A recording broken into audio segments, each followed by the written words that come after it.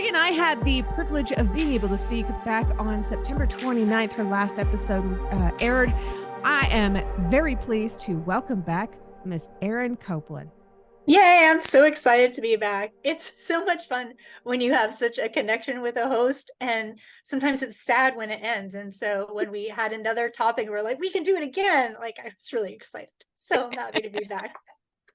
I'm just really happy to have you. I mean, you've got such a beautiful energy about you. You're so vibrant and you're just such a fun, wonderful person.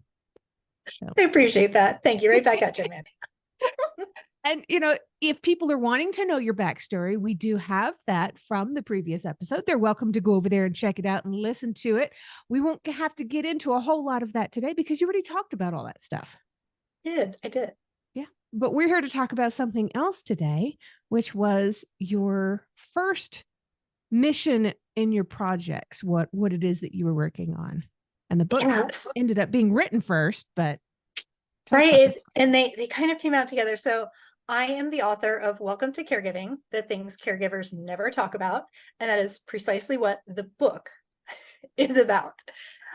Because I feel like caregivers don't share their experiences a lot and very openly, because it's not really about the caregiver, it's about the patient. And so we kind of keep all those feelings inside. And so that's where Welcome to Caregiving came from.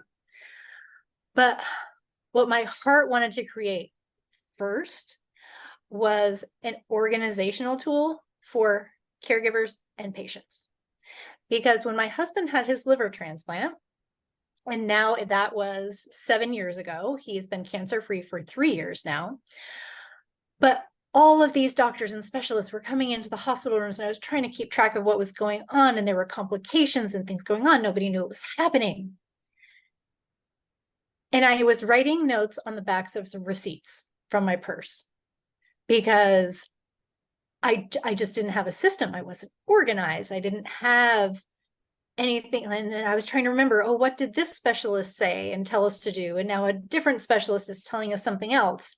And the information clogged my brain. It clogged my brain completely. And that's where the idea for the patient handbook came from. And for the audience who is viewing, I'm going to hold up the little binder now. So I actually created it as a binder system because sometimes you're done with a project. I'm calling it a project. Maybe that phase of the caregiving is done. You can take it out. Maybe it's ongoing. You need to add pages. I know your brain is not like my brain, and you might need things organized in a different way. And so the binder lets you do that. And I also made it small so it can fit in a tote without being a gigantic, huge, giant thing. Got enough stuff to carry when you're going in and out of hospital visits. So much. And even I use it. I had someone reach out to me that was going through IVF, and they were like, oh my gosh, where was this when I first started this process, just to keep track of all their records. I use it I have chronic kidney disease. So I'm not in and out of the doctor a lot, but I have my annual appointments with all of my people, my specialists, my general practitioner, the gynecologist, all the things.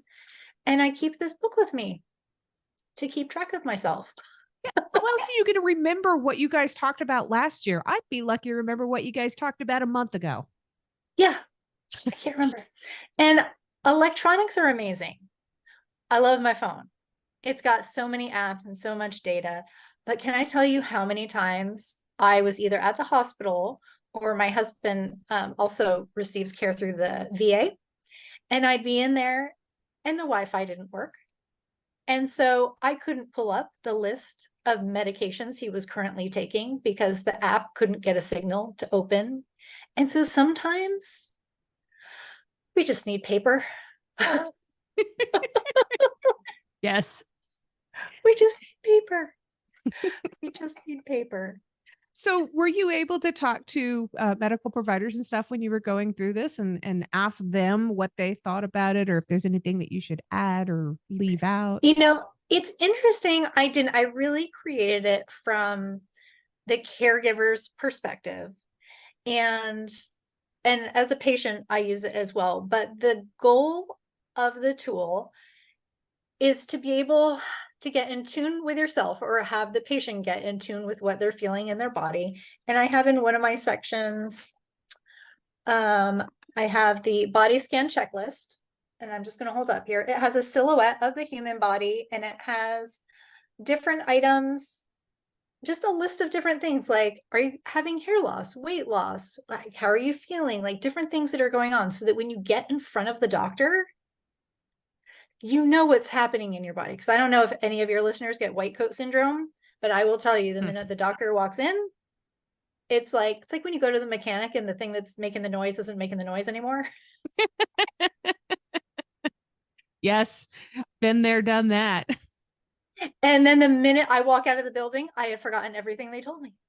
Yep. And so by having this tool, it lets a caregiver say to the patient, hey, let's take a couple minutes before the doctor comes in, or even the night before. Hey, we're going to the doctor tomorrow. How are you feeling? Like, what's going on? And then there's a section to write down all of those questions and a place to write down what the doctor says. And it is very interesting because I've had some people report back to me that the doctors are very supportive and like, yes. And there have been some doctors that have said, what is that? What are you doing? You do not need to write this down. And it makes them very nervous. And so I have found that very, very interesting. Yeah. I wonder how many have had issues with people writing things down incorrectly and then trying to misquote them.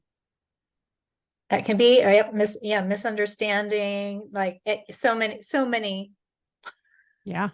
And possibilities. I bet you they have a little bit of trauma from that too. Yeah, yeah. Somebody saying, no, you said, I even wrote it down, and they've got it wrong. Yeah, yeah. Yeah. But it Yeah. totally makes sense to need to write this down because we're not going to retain absolutely everything that they're saying to us. I mean, when you get down to the nuts and bolts of it, they're going to tell you like a specific regime, do this twice a day and do this 3 times a day. You're not going to know which one is which. And you're going to be lucky if you remember what the second one is at all, because you're so focused on trying to remember what that first one was. And sometimes they're not readily available if you have the question. Like if you get home and it's evening, you're like, oh, wait, what was I supposed to adjust this medication? They told me to increase it, but by how much? And then you can't always get them right away. Yeah. And so being able to record it and write it down, I found it's been also really helpful for patients who have multiple caregivers. So the book can stay with the patient. But if, let's say, I'm taking a parent to an appointment and the next week my sister is taking them, they know what I know because it's all together and it's not kind of lost in the cloud in cyberspace. It's right there. And That's awesome. yeah. So you mentioned something about when something is ongoing, you can always add in more pages. Do you have those separate pages available as well so that people can just purchase more?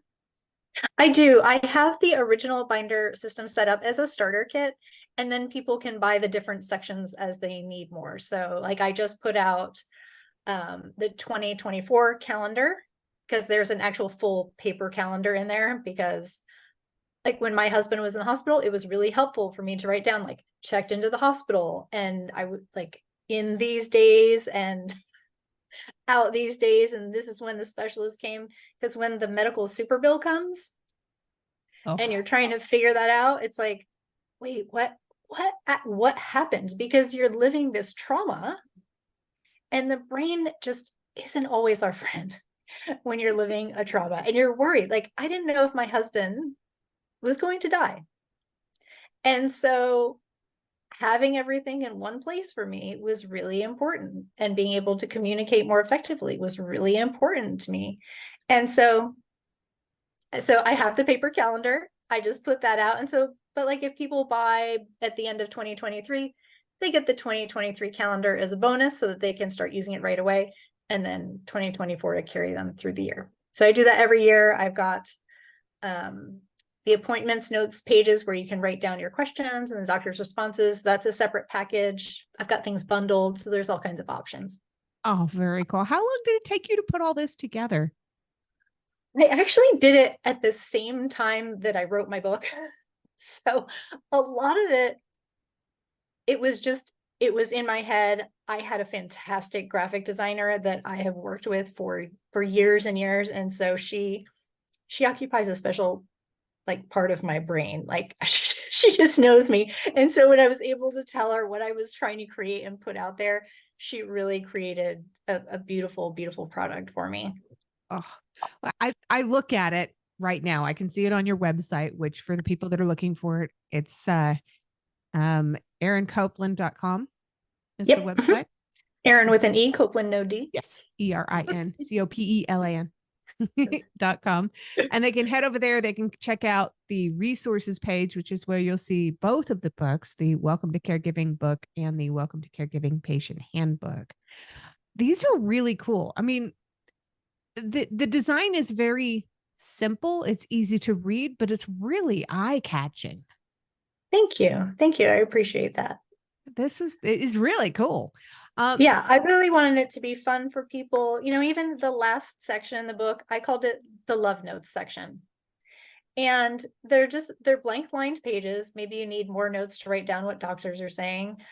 But maybe I envisioned it being almost an exchange of loving words between the patient and the caregiver, like little secret messages, like thinking of you today, or something nice to say to the caregiver you're sharing duties with, or even just the place to write down like where you parked the car. Because I can't tell you Genius. how many times I lost the car at the hospital, like don't know what level I'm on, don't know, I was the person wandering around with, the beeper on the car, setting off my alarm, trying to find my car. Oh my gosh. I do that at Costco. Right? Right? When you're not in the living a trauma. Yeah. Although going to Costco might be a special trauma all of its own. Yeah, yeah, especially for an introvert. I hear that. So how many different sections do you have in your handbook? There are 2, 3, 4. There's 4 official sections. I have a section for contacts to keep all of your medical contacts and specialists. The calendar section, which I talked about, that's a full 12-month calendar. The wellness section, which has that body scan checklist and the appointment notes. It also has a place to write down all of those prescriptions. And again, if you have a printout, the binder system lets you like 3-hole punch it and put it in there so it can stay together. And then I have the love notes section for extra notes and just sharing love. That's fantastic. How much good feedback have you gotten from people? Are they just like clamoring to get your So book? much. It's so nice to hear when people get a chance to use it and get into it. I've had people who are living with chronic pain, and they have messaged me just because they're going through that process too, of these different specialists and just trying to figure out like what's happening in their bodies. And so to be able to have something with everything all in one place that has their notes and their questions and their progress, there's something really lovely too about going through the past year and saying, wow, I started at this place that really wasn't great, and look at where I've come, how far I've come, and the progress that I've made. And maybe I'm not 100%, but look at all the work that we've done and all the progress that we've made. So there's something that is really special about that. That's kind of a byproduct I hadn't anticipated. Yeah, you get to see your own progress even on the days that you feel like you've made none. Yeah. You can look back at Yeah. the very beginning and say, no, I really have come a long way and I'm Yeah. on the right track. I just need to keep going. Yep. And sometimes that's all people really need is that little bit of encouragement just to keep going. Absolutely. One day at a time, 1 minute at a time, do one you foot in front of the other. do you have a favorite part? The appointment notes is Yeah. by far my favorite part. Just having that space to write down what questions I have, and then on the flip side, what the doctor says I need to do about it. And then my favorite part of it, right at the bottom, I left a little spot for gratitude. And Oh, so it just right at the bottom, it says, today I'm grateful for. Because sometimes in those moments, especially in those moments when you're worried because you're focused on all the things that are wrong and all the questions and just that ick feeling, just taking that moment of gratitude can really change your perspective and reset your mind. and just make things flow a little bit easier. Do you still have all those old receipts from where you were having to jot things down? Did you ever I transcribe them have into some of one? them, and I have like I had tried a variety of notebooks and like weird college calendars and things. I'm like, none of this is right. These boxes are too small. This isn't. And so I do have a lot of those. I referred back to many of them when I wrote my book Yeah. Has so that anybody I could reached out and recall. said, "Hey, can you add this or that to the book?" I've had some. What's coming to mind initially, like I had a breast cancer survivor come in and, with things that are very specific to breast cancer treatment for specific sections. And then even things like, oh, you could put a thing of post-it notes in here and a clip there and like there's so much possibility, and I'm looking forward to expanding it into more. There's just so much possibility. Oh, that is so cool. So when was this officially released?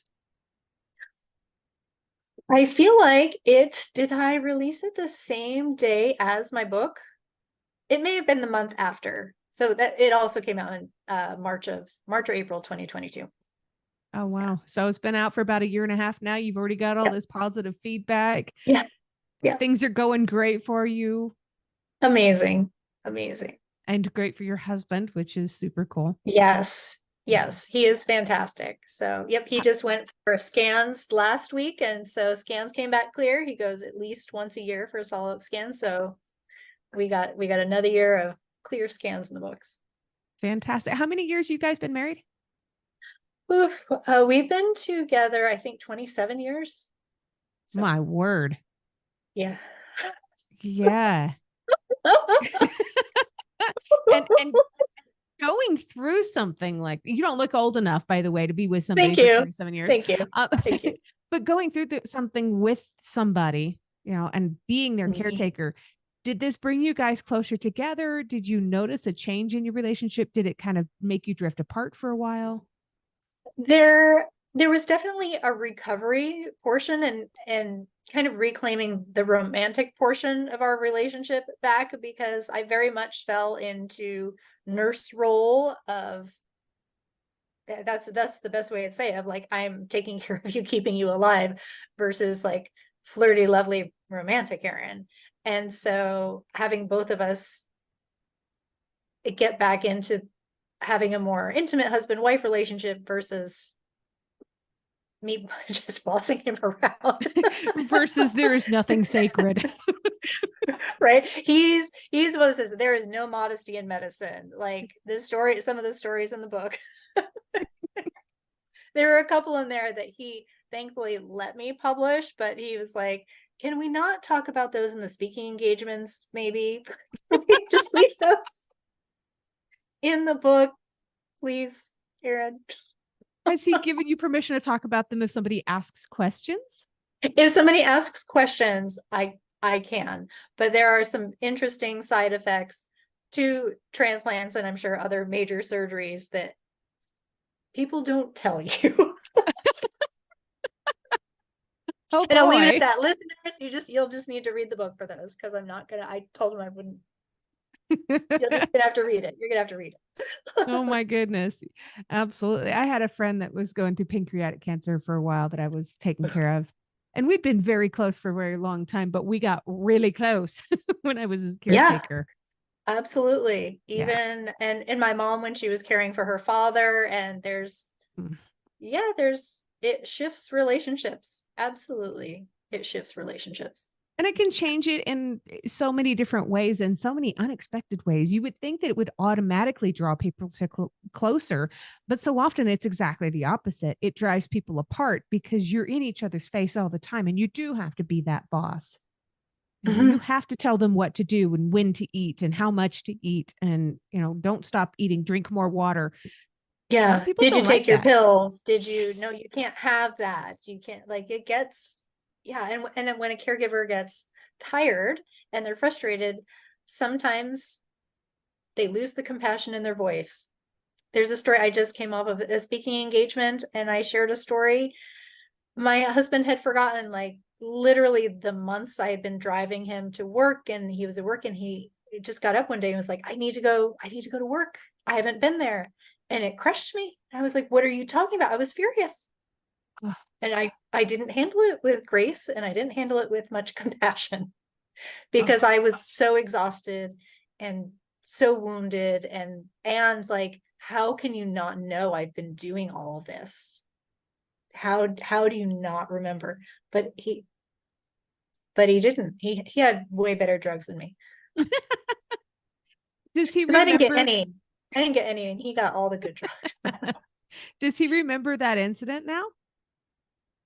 He does. He remembers the moment. He remembers the incident, but he still didn't. He still didn't know that I had been taking him into work for all of these weeks and months, and this whole routine that we had. That it really was a blank for him. But he remembers that moment. I think because I was so sharp and so stern with him, like what it was. Yeah, but he remembers. Yeah. So, Erin, what is next for you? Is next. I've been having so much fun speaking to different groups about caregiving and really spreading this message. I just spoke to the Society for Transplant Social Workers in San Diego at their national convention.